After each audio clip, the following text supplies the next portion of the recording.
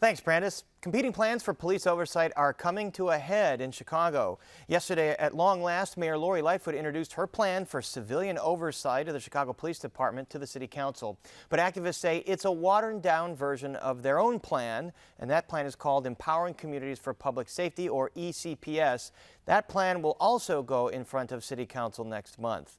And joining us now with more are Tamara Abu-Zaid, staff attorney for CARE Chicago and legal counsel to the Chicago Alliance Against Racist and Political Repression, and Desmond Yancey, director of community organizing at the Inner City Muslim Action Network and spokesperson for the Grassroots Alliance for Police Accountability, or GAPA.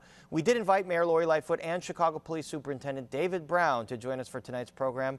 They both declined, but we will hear from Alderman Chris TALIAFERRO during this conversation in a moment. He chairs City Council's Public Safety Committee. We do thank you both for being here, gentlemen, and let's very quickly at the top run down what these proposals are. So first, with Mayor Lightfoot's plan, it creates an elected board that could review but not veto CPD policy. That board would also recommend applicants for police superintendent, but it doesn't have the final say on hiring and firing. The board would also recommend a budget proposal for the department. Now, the Empowering Communities for Public Safety plan. This plan would give an elected board final say on policy disputes between CPD and oversight agencies. It would also hire and fire the COPA administrator, and the ordinance would also create a binding referendum in 2022 that, if approved by Chicagoans, would give an elected board the power to hire and fire the police superintendent. So, Tamara Abu-Zaid, you've called the mayor's proposal a watered-down version of your own proposal. Where do you believe the mayor's proposal falls short?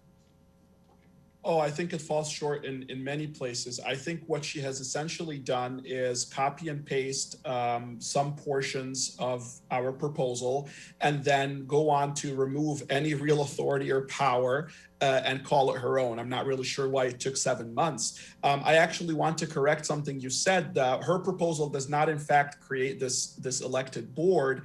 The elected board is actually nominated by district councils, except she also does not create a format to have these district council elections. And so the board will end up being selected by her and the Public Safety Committee until some kind of election is decided on in the future. So she actually does not set up an election. She also takes away any power, like you said, to hire and fire for cause the COPA chief administrator.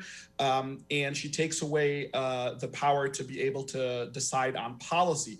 These are things that have been named as essential by most researchers into police accountability. Without power over policy, a commission simply does so not. Basically, with her proposal, there's a roundabout way of saying that she would still have the final say over this board and then have it be fully elected at some future date to be determined. Desmond Yancey, your proposal, your and Tamara's proposal that you've jointly agreed on, it would have the power to enact policy or to come up with policy for CPD. So, for instance, say the CPD had to enact a new foot pursuit policy. How would this process work?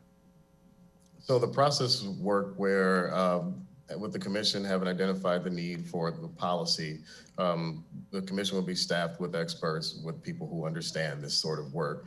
They come up with a policy, worked with the Chicago Police Department to determine a policy that's safe for all people involved, and then go through a process that ultimately, if the commission agrees that this is the policy that should that our city deserves, then that's the policy that gets passed.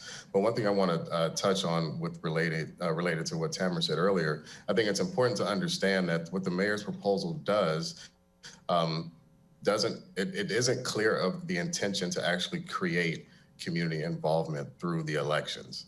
To have an ordinance that gets passed where she picks 5 of the 7 members of the commission, and then the commission decides on this process for the district council elections, and the district council elections can't take place without action in Springfield. So to wait on Springfield to pass legislation to allow for these elections to happen, it just seems disingenuous that the mayor's intention to have community involvement and oversight of the police department. Seems convoluted and perhaps a little bit of passing of the ball.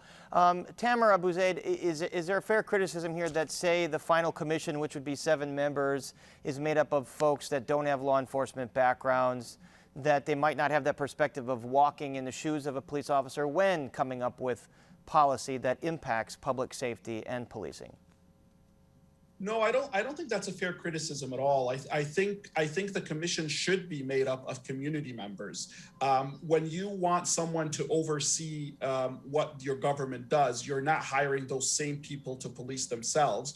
What we want is accountability, and who should you be accountable to? You should be accountable to the people of the city. And so the idea that you're supposed to have law enforcement policing law enforcement, well, at the end of the day, we've tried that for decades, and we know that it does not work. And that doesn't mean, the current police board isn't necessarily made up with folks that have law enforcement backgrounds. Over the years, some of them have, but most of them, as I see it, have not. Let's hear from Alderman Chris TALIAFERRO, as we mentioned, the chair of the Public Safety Committee, on that notion of accountability. You do need someone to be held accountable for the actions of the superintendent and the actions of our police department. That will always rest solely with the mayor as the chief executive of the city. And so given that responsibility and given those obligations to the residents of the city, I think it's very important that she be able to select a candidate from the list that's provided to her. All right, so the alderman there, Desmond Yancey, is making the argument for the mayor retaining the power to hire and fire the police superintendent. What about that point that the buck stops with the mayor, that's the best system for accountability because the mayor then wears the hat if things are not going well with violence and with the police department? Well, I mean, it's a system that hasn't worked yet, right? The mayor's been accountable to the citizens of the city of Chicago. The police chief has been accountable to her and previous mayors. And we just continue to have the same problems with our police department. We've got decades-long issues with the way that our communities are policed. And it's important that we do something that is different. It's important that the community have some say-so in how we're policed. And it's important that, we're going to go back to the mayor and before she was mayor and head of the Police Accountability Task Force, where in her document, she talked about the creation of a civilian oversight body and that body should be created with the community input. This was a task force that she chaired that the former mayor, Rahm Emanuel, put her in charge of. Go ahead. Right, but she said that the community should decide those powers. The ordinance that she's put forth doesn't have the community voice in it, hasn't been vetted by the community, because if she had, she'd have a different ordinance in front of us.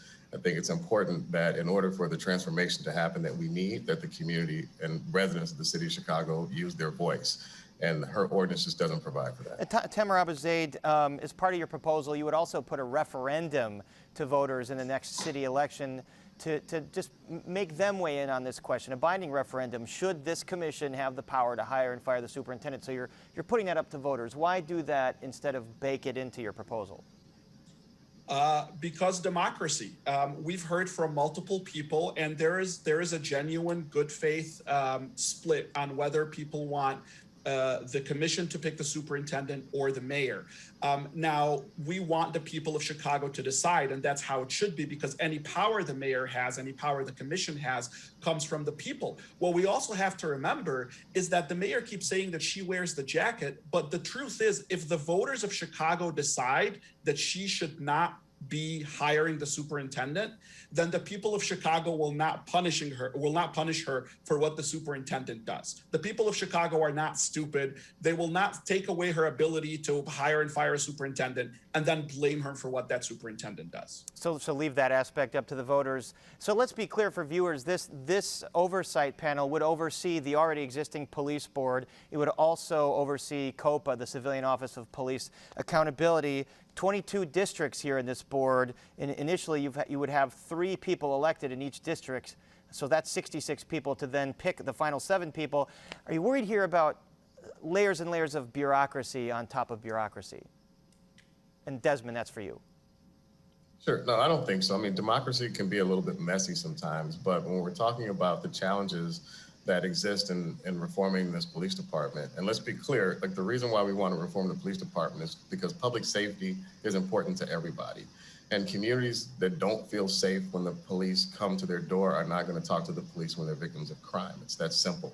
And so having this community voice, having this opportunity for people within the district to engage outside of the police department initially, to have conversations about how their community should be policed, what specific issues they have in their community that need to be addressed, and then to be able to engage with the police department. Like, that's where the trust needs to come from, because for the last 50 years and even beyond, that trust hasn't come from the police department towards the community.